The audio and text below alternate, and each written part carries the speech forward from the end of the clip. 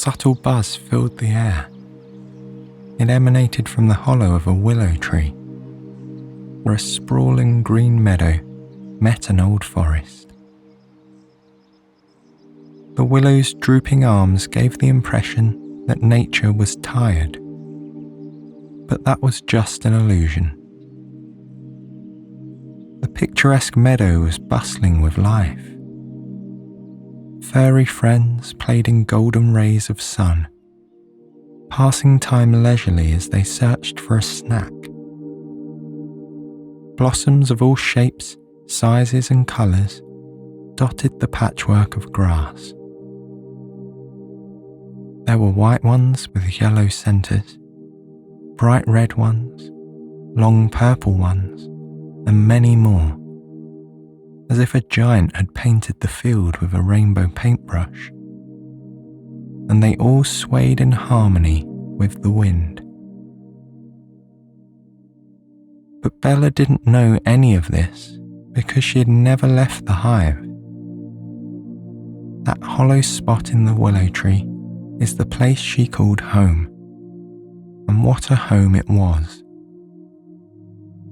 From the outside, the hive looked like a bundle of pale, drying leaves that had been stuffed into a tree trunk. Only the most diligent eye would be able to spot the slightly different shade of brown. The hive itself was made of hard yellow wax. An earlier generation of bees had made a huge amount of beeswax in a very short time, with nectar and honey. Their bodies processed the food into fresh beeswax, which formed into small white scales at the base of their tails.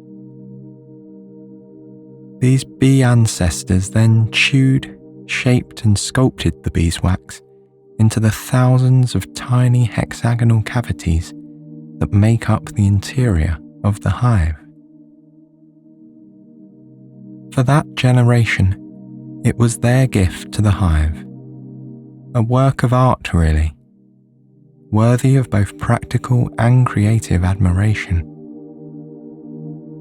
Bella appreciated the home they'd built. Every generation in hive history had left its mark, a benefit for the ones to follow. And Bella knew that she would do the same. So far, Bella had spent her whole life buzzing around inside the hive. Her little round body was covered in fuzzy black and yellow stripes, with 6 legs and 2 wiry antennae. As she fluttered from one part of the hive to another, going about her daily tasks, Bella's translucent wings moved so quickly that they appeared to blend. In such a thriving colony, order was critical. Every bee in the hive, from the queen all the way down to the youngest worker, had their role. The workers made honey and took care of the larvae. The queen and the drones reproduced to ensure the hive's future. Together, the bees constructed a supportive society in which the greater good was more important than the individual desires of any one bee. Bella's daily responsibilities included sealing honey and feeding the drones. Once the honey was made, it also needed to be sealed for preservation and storage. Bella walked down row after row of honeycomb cavities. Each geometric cup was filled to the brim with shining, golden sweetness. With a sip from her long, straw-like tongue, Bella tested the honey to make sure it was just right. It was perfectly sweetened, a flawless batch. To the untrained, all honey tasted pretty much the same. But in her time as a honey sealer, Bella had become somewhat of a connoisseur. Based on the honey's floral undertones, She could tell that it was made of nectar from fragrant wildflowers like poppy and primrose. She'd never seen these flowers with her own eyes, but the forager bees told her that they were beautiful. As she continued down the row, Bella paused as she sampled from one of the honeycomb. Something wasn't right. She tasted it again. A bit too watery, she thought. The honey needed to be dehydrated. Bella turned around and began to flap her wings. She fanned back and forth, blowing air across the surface of the honey. The speed of her wings made it quick work. Then she tasted the honey once more. Delightful, she thought. While she'd been drying out the honey, another worker bee was piling lumps of beeswax next to her. Bella loved the bright yellow beeswax. It was smooth and silky, but would break into crumbles with a squeeze. To make the wax a sealant, it had to be warmed up. Bella bit into a crumble and felt it melt in her mouth. Then she hovered over the cavities of honey one by one, pouring a thin layer of liquid wax over the top. After a bit of fanning with her wings, the wax hardened and sealed the honey. This process was crucial for the hive. In the cold winter months, when flowers were gone, the hive would rely on these reserves for sustenance. And winter was nearing, so the bees needed to preserve as much honey as possible. Even though it could get a little repetitive, Bella enjoyed this work because it meant she would have a full belly, and so would the hive. Bella's other main task was feeding the drones, but there were hundreds of drones in this hive, so delivering enough honey to them was no small task. No matter how busy she was, Bella always enjoyed her work. She liked the feeling of helping out and doing her part. Plus, there was something so relaxing about the hum of the hive. It drowned out any thoughts or worries she might have over the course of the day. After Bella finished feeding the last drone, she socialized with some of the other bees.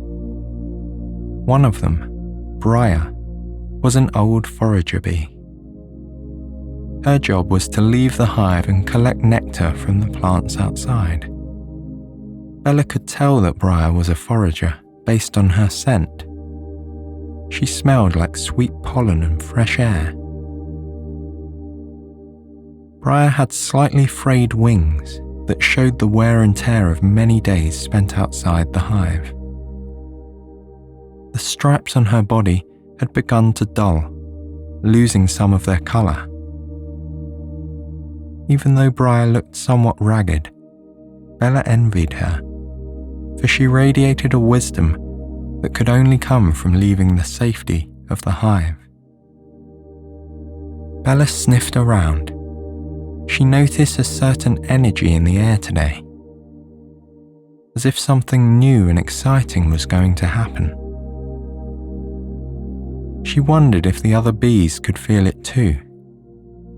It seemed that they could, because everyone began to gather around Briar. Bella watched in awe as Briar began one of her famous tremble dances. She'd witnessed tremble dance ceremonies many times. They took place whenever a bee was to change jobs. And though Bella dared to dream of the day when she'd get promoted, she never dreamt that today would be the day. But it was. Briar circled in front of her audience, vibrating back and forth.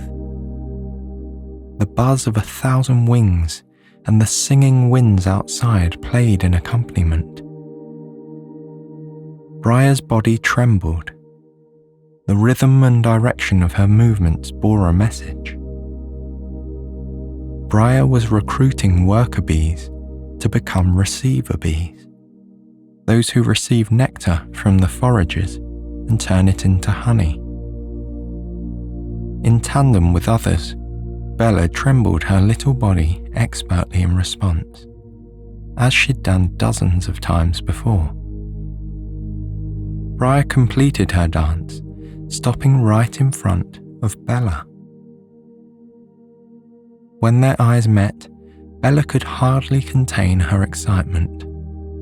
She fanned her wings, opened and closed, in acceptance of her new role.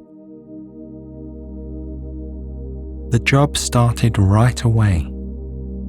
When forager bees returned to the hive, carrying raw nectar, they passed it to Bella and the other receivers, who digested the nectar, transforming it into honey.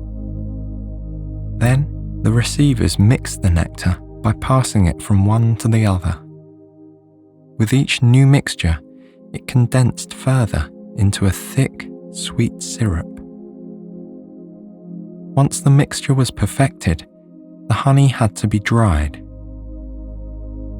To do this, Bella blew honey bubbles. She'd take a deep breath in and slowly exhale, inflating the honey like a balloon. In bubble form, water could evaporate from the honey much faster. Bella had never made honey bubbles before, and she greatly enjoyed this part of her new job. The deep breaths were relaxing, and she had fun with the other receivers, seeing who could blow the biggest one. The honey glistened, shining in a golden hue, like beads of amber. The bees were professional chefs when it came to honey, continuously checking for consistency and sweetness. Once they had the batch made exactly right, they could move on to the next step, filling the honeycombs. After which, worker bees would come by to check and seal the honey, just as Bella once did. And the whole cycle continued. Day after day, the hive collected more nectar, turned it to honey, fed themselves, and stored the rest for winter. With everyone's help, they made quick progress. A few weeks passed, during which Bella produced a large amount of honey. She quickly became one of the best receiver bees in the hive, and before she knew it, the time came to graduate once more. As the seasons changed, it became necessary for the number of foragers in the hive to increase. The hive needed to prioritize gathering the last bits of nectar before the field of blooming flowers departed for the winter. Bella was next in line to become a forager. This promotion didn't come with a dancing ceremony like the last one. It was based more on pure instinct. On her last day as a receiver, she watched the younger bees who were now tasked with sealing the honey. She looked at them nostalgically, remembering her days as a worker bee. Bella was eager to leave the hive and get out into the world. However, she was also wary of leaving the comfort of her home.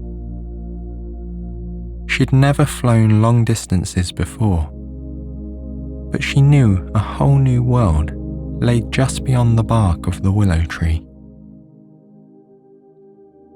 Coincidentally, Briar, the forager who had recruited Bella into receiving, was the same bee who took Bella through her flight orientation. It was a bright, fall morning when Bella met Briar at the edge of the hive. Bella clung to the willow tree. This was her first time outside, and there was a lot to take in. Pure sunlight fell onto her eyes. It was warm and inviting, though it took a minute to get used to. She squinted, peering out over the meadow. She couldn't believe the endless beauty that spread out before her. It seemed to go on forever. Long, wispy grass grew in every direction, waving harmoniously with the wind.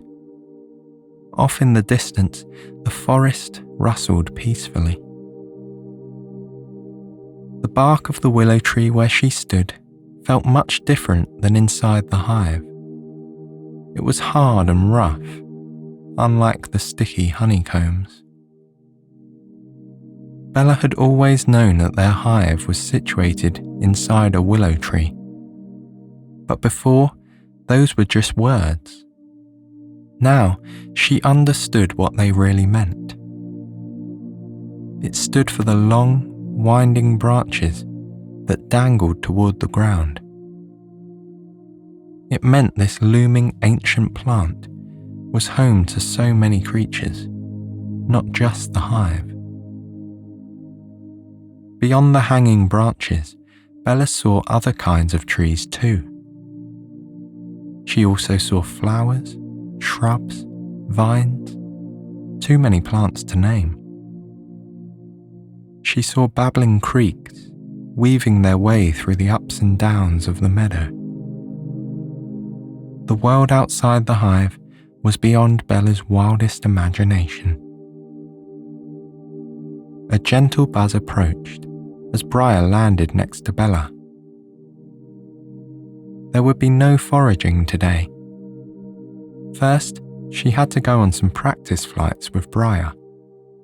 It was basically a play day, Briar said with a wink. Briar led by example. She let go of the hive, and when it looked like she was going to fall to the ground, she soared off through the willow's arms.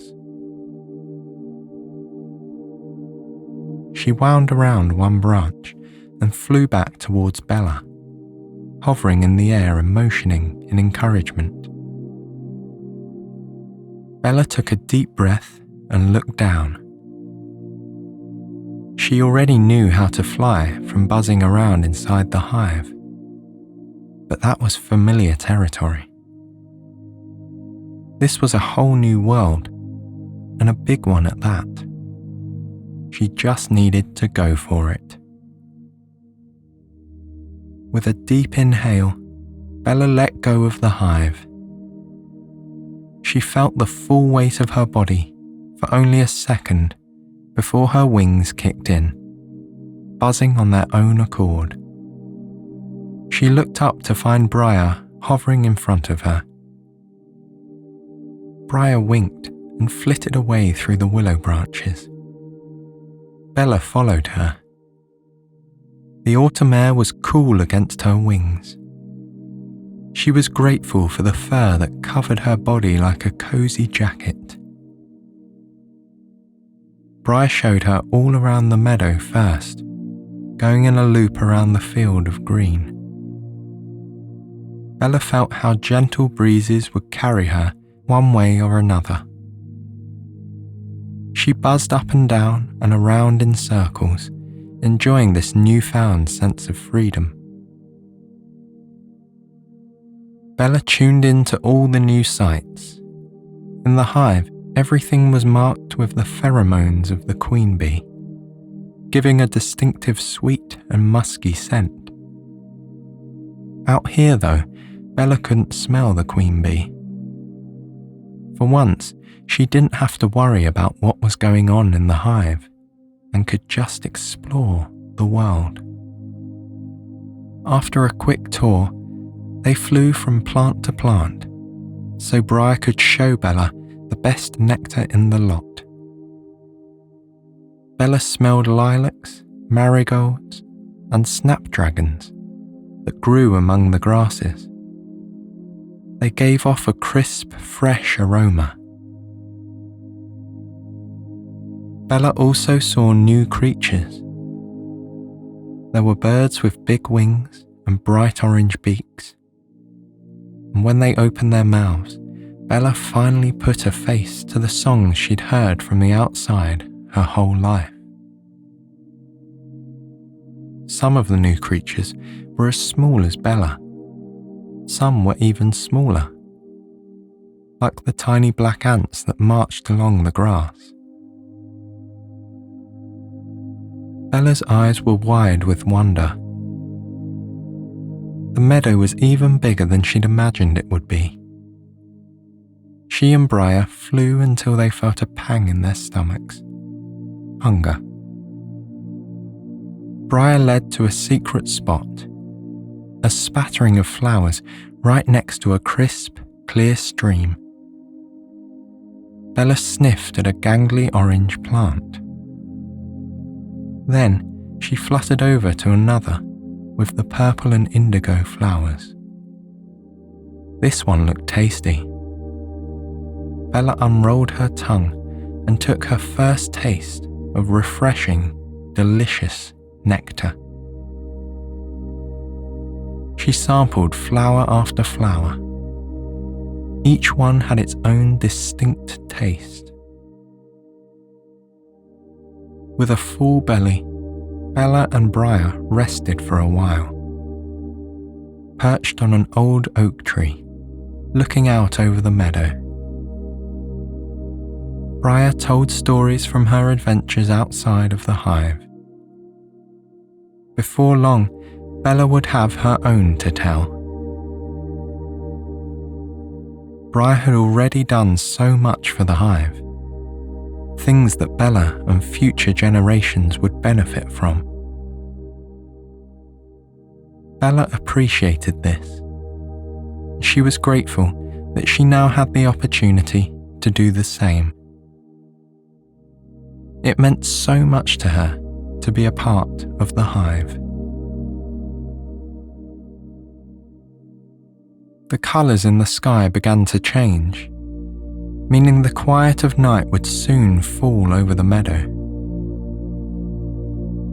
The two bees sat and watched the sunset for a few moments. Of all the things you can see out here, there's nothing like this, Briar said. Colour erupted across the sky, and Bella could barely believe her eyes. But it didn't last long, and soon the final rays of sunlight were saying goodnight to the world. Just as the crickets began their evening chorus, the two bees buzzed off into the fading sunset and made their way back to the cosy hollow in the willow tree that they called home.